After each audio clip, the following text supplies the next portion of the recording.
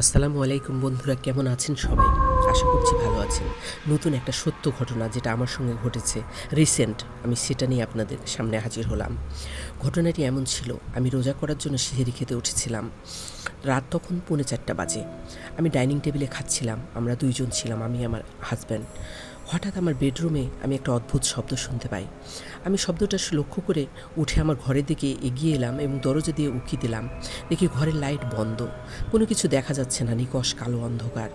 কিন্তু মেঝের দিকে তাকিয়ে দেখলাম দুটো চোখ জ্বলজ্বল করে তাকাচ্ছে আমার দিকে। সেটা দেখে আমার শিরদাঁড়া দিয়ে কেমন যেন বরফ শীতল একটা ঠান্ডা বয়ে গেল। আমি সাহসে ভর করে এক পা দুপা করে এগিয়ে এসে লাইটটা অন করলাম আসলে কী জিনিসটা দেখার জন্য। কিন্তু লাইট অন করার পরে আমি আর কিছুই দেখতে পেলাম না। ঘটনাটা এখানে শেষ হয়ে যেতে পারত।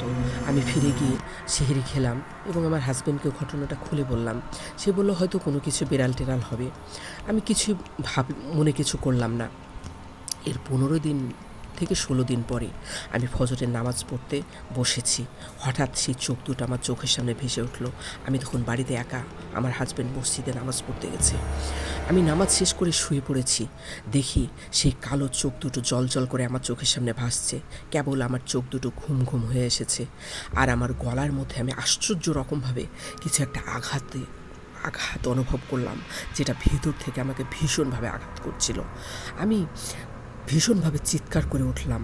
আমার আধো আধো ঘুমটা ভেঙে গেল এবং আমি থরথর করে কাঁপতে লাগলাম।